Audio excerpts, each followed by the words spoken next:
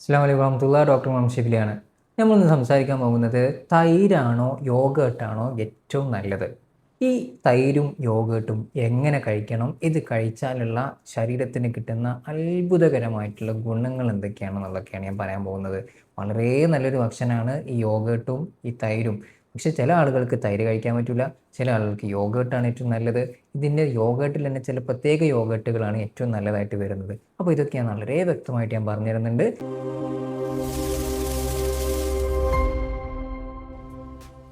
അപ്പോൾ ആദ്യം തന്നെ എന്താണ് ഈ തൈര്, എന്താണ് ഈ യോഗേർട്ട് എന്നുള്ളത് ആദ്യം മനസ്സിലാക്കുക. അപ്പോൾ തന്നെ നിങ്ങൾക്ക് മനസ്സിലാവും ഇതിൽ ഏതാണ് നല്ലതെന്ന്.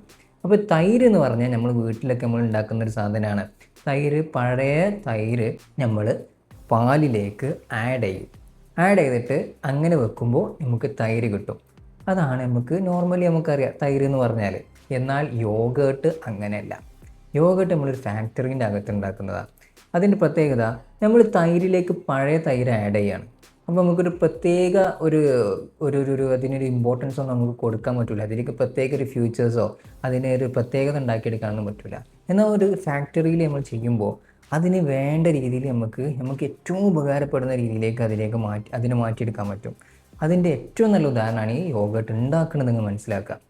അപ്പോൾ യോഗേർട്ടിനെ നമ്മൾ ഉണ്ടാക്കുന്നത് ആദ്യം കുറച്ച് പാലെടുക്കും. ആ പാലിനെ ചെറുതായിട്ടൊന്ന് ചൂടാക്കും. ഫാക്ടറിക്കകത്താണ് കേട്ടോ. ചൂടാക്കിയിട്ട് അതിലേക്ക് പ്രത്യേകം തരം ബാക്ടീരിയകൾ, അതായത് ലാക്ടോബാസിലസ്, സ്ട്രെപ്റ്റോകോക്കസ്, തെർമോഫിലസ് എന്നൊക്കെ പറഞ്ഞ 2 തരം ബാക്ടീരിയകളാണ് മെയിനായിട്ട് യൂസ് ചെയ്യുന്നത്. ഈ ബാക്ടീരിയൻ്റെ സീഡ്സ് ആയിട്ട് കുറച്ച് നമ്മൾ അതിലേക്ക് ആഡ് ചെയ്യും. അതിനെ ചെറു ചൂട് തന്നെ ഒരു 8 മണിക്കൂറോളം അതേപോലെ വെക്കും. അപ്പോൾ അതിൻ്റെ അകത്ത് ഈ ബാക്ടീരിയകൾ ലാക്റ്റിക് ആസിഡ് എന്ന് പറഞ്ഞ ആസിഡ് പ്രൊഡ്യൂസ് ചെയ്യുകയും ഈ പാലിനെ തൈരാക്കി കുറച്ച് കട്ടിയുള്ള രീതിയിലേക്ക് മാറ്റുകയും ചെയ്യും. ഇങ്ങനെ മാറ്റുമ്പോൾ അത് യോഗേർട്ടായിട്ട് മാറുന്നു. അപ്പോൾ എന്താ അതിൽ വ്യത്യാസം വന്നതെന്ന് മനസ്സിലായോ? നമ്മൾ പ്രത്യേകം ബാക്ടീരിയകളെ സെലക്ട് ചെയ്തിട്ടാണ് യോഗേർട്ട് ഉണ്ടാക്കിയത്. എന്നാൽ തൈരിൽ നമ്മൾ അങ്ങനെ സെലക്ഷൻ നടത്തിയിട്ടില്ല. അപ്പോൾ യോഗേർട്ടിൽ നമുക്ക് ഗുണമുള്ള ബാക്ടീരിയകൾ മാത്രമാണുള്ളത്. തൈരിൽ നമുക്ക് കേടുള്ളതുണ്ടാവും, നല്ലതുണ്ടാവും, എല്ലാം കൂടെ മിക്സ്ഡ് ആണ്. പിന്നെ ഈ എല്ലാ ബാക്ടീരിയ കൂടെ വരുന്നതുകൊണ്ട് അതിന് കുറച്ച് പുളി കൂടുതലുണ്ടാവും.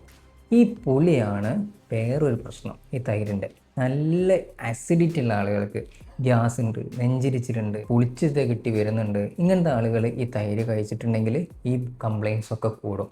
എന്നാൽ യോഗേർട്ടിന് അത്ര പ്രശ്നം ഉണ്ടാവില്ല. പുളി കുറവായിരിക്കും. മാത്രമല്ല നല്ല ബാക്ടീരിയകൾ ഉള്ളതുകൊണ്ട് ഈ ദഹനം പെട്ടെന്ന് കൂട്ടുകയും ചെയ്യും വയറിൻ്റെ അകത്ത്. അപ്പോൾ ഇതാണ് പ്രധാനപ്പെട്ട ഇതിൻ്റെ രണ്ടിൻ്റെ ഡിഫറൻസ് എന്ന് പറയുന്നത്. പ്രോട്ടീനും അതേപോലെ ബാക്കിയുള്ള കാര്യങ്ങളൊക്കെ ഏകദേശം സെയിം ആണ് രണ്ടിലും. പിന്നെ ഈ യോഗേർട്ട് തന്നെ പ്രോട്ടീൻ ഭയങ്കരമായിട്ട് കൂടുതലുള്ളതാണ് ഈ ഗ്രീക്ക് യോഗേർട്ട് എന്ന് പറയുന്നത്. ഗ്രീക്ക് യോഗേർട്ടിൻ്റെ പ്രത്യേകത, നമ്മൾ ഈ തൈര് കുറച്ച് നേരം എടുത്തു വെച്ച് കഴിഞ്ഞാൽ അതിൻ്റെ പാത്രത്തിൻ്റെ മുകളിൽ ഇങ്ങനെ ഒരു വെള്ളം പോലെ വന്ന് നിൽക്കൂലേ, ഊറി നിൽക്കുക എന്ന് പറയും. ഈ വെള്ളം കുറച്ചിങ്ങനെ നിൽക്കും. അത് നമ്മൾ ഒഴിച്ച് കളഞ്ഞിട്ടാണ് സാധാരണ നമ്മൾ ഈ തൈരൊക്കെ എടുക്കാറുള്ളത്. അതിന് മിക്സ് ആക്കും. അപ്പോൾ ഈ തൈര് യോഗേർട്ടിൽ നിന്ന് ഈ വെള്ളത്തിനെ ഒഴിവാക്കുക. ഈ വേന അതിന് പറയാം. അപ്പോൾ ഈ വേനെ ഒഴിവാക്കുക. നല്ല പിഴിഞ്ഞെടുത്തിട്ട് കട്ടിയാക്കി എടുത്തതാണ് ഗ്രീക്ക് യോഗേർട്ട്. അതിൽ ഏകദേശം 3 ഇരട്ടിയോളം പ്രോട്ടീൻ ഉണ്ട്. നമ്മൾ മസിൽ ബിൽഡ് ചെയ്യാൻ നോക്കുന്നവർക്ക്, തടി കുറക്കാൻ വേണ്ടി ശ്രമിക്കുന്നവർക്കൊക്കെ ഈ ഗ്രീക്ക് യോഗേർട്ട് വളരെ നല്ലതാണ്. കാരണം ഗ്രീക്ക് യോഗേർട്ട് കഴിക്കുമ്പോൾ പെട്ടെന്ന് വിശപ്പ് നിറയും. അതുപോലെ നല്ല പ്രോട്ടീൻ കിട്ടും കുറച്ച് കഴിക്കുമ്പോഴത്തേന് ഇങ്ങനെ. പക്ഷെ അതിന് കുറച്ച് റേറ്റ് കൂടുതലാണെന്നുള്ളതാണ്. അപ്പോൾ ഈ യോഗേർട്ടിൻ്റെ ഏറ്റവും നല്ല ബെനിഫിറ്റ് എന്താണെന്നറിയോ? ഞാൻ ഈ പറഞ്ഞിട്ടില്ല. ബാക്ടീരിയ, നല്ല ബാക്ടീരിയ. നമ്മൾ ഒരുവിധം ഈ ഗ്യാസിൻ്റെ അസുഖങ്ങൾക്കൊക്കെ പലപ്പോഴും ഈ ബാക്ടീരിയ, വയറിൻ്റെ അകത്ത് നമുക്ക് നല്ല ബാക്ടീരിയ ഒരുപാടുണ്ട്. അതിൻ്റെ കുറവ് മൂലം ഈ വയറ് വീർക്കൽ, വയറ്റുന്ന ഗ്യാസായിട്ട് ഇങ്ങനെ പോവുക, ഭയങ്കര സ്മെല്ല്, ഒരു ഉന്മേഷക്കുറവ്, അതുപോലെ ശരീരത്തിൽ മൊത്തം നീർക്കെട്ട് തുടങ്ങി ഒരുപാട് അസുഖങ്ങൾ ഈ വയറ്റിൽ ബാക്ടീരിയ കുറയുന്നതുകൊണ്ട് വരും. നല്ല ബാക്ടീരിയ കുറയുന്നുണ്ട്. അപ്പോൾ നമ്മൾ ഈ യോഗേർട്ടിലുള്ള നല്ല ബാക്ടീരിയകൾ ഇങ്ങനെ ഉള്ളിലേക്ക് ചെല്ലുമ്പോൾ അവിടെ നമുക്ക് നല്ല ബാക്ടീരിയകളെ വളർത്തിയെടുക്കാൻ പറ്റും വയറിൻ്റെ അകത്ത്. ഒപ്പം കുറച്ച് ഫൈബറും കൂടെ ഇട്ട് കൊടുക്കണം. ഈ ബാക്ടീരിയക്ക് തിന്നാനുള്ള തീറ്റയാണ് ഫൈബർ. അത് ഏതൊക്കെയുള്ളത് നമുക്കറിയാം.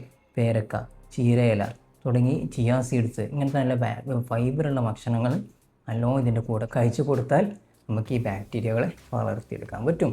അങ്ങനെ ഈ വയറിൻ്റെ അകത്ത് ഈ ബാക്ടീരിയ എത്തുമ്പോൾ നമുക്ക് ഈ ഗ്യാസിൻ്റെ പ്രശ്നങ്ങളൊക്കെ ഒരു വിധം ഒഴിവായി കിട്ടാറുണ്ട്. അതാണ് ഈ യോഗേർട്ടിൻ്റെ വേറൊരു ഗുണം കേട്ടോ. അപ്പോൾ ഈ യോഗേർട്ട് നമ്മൾ തമ്മിൽ വെച്ച് നോക്കുമ്പോൾ, യോഗേർട്ടും തൈരും വെച്ച് നോക്കുമ്പോൾ കഴിക്കാൻ പറ്റുന്നവർ കഴിയുന്നതും യോഗേർട്ട് തന്നെ കഴിക്കാം. അപ്പോൾ ഈ കാര്യങ്ങൾ എല്ലാവർക്കും ഷെയർ ചെയ്ത് കൊടുക്കുക. നിങ്ങൾക്ക് ഇതുപോലെയുള്ള കാര്യങ്ങൾ ഇനിയും കേട്ട് പഠിക്കണമെന്നുണ്ടെങ്കിൽ സബ്സ്ക്രൈബ് ചെയ്തോളൂ, ഫോളോ ചെയ്തോളൂ. ഞാൻ ഡോക്ടർ മുഹമ്മദ് ഷിബിലി, സ്നേഹ ഹെൽത്ത് കെയർ, പൂക്കോട്ടൂർ, മലപ്പുറം ജില്ല.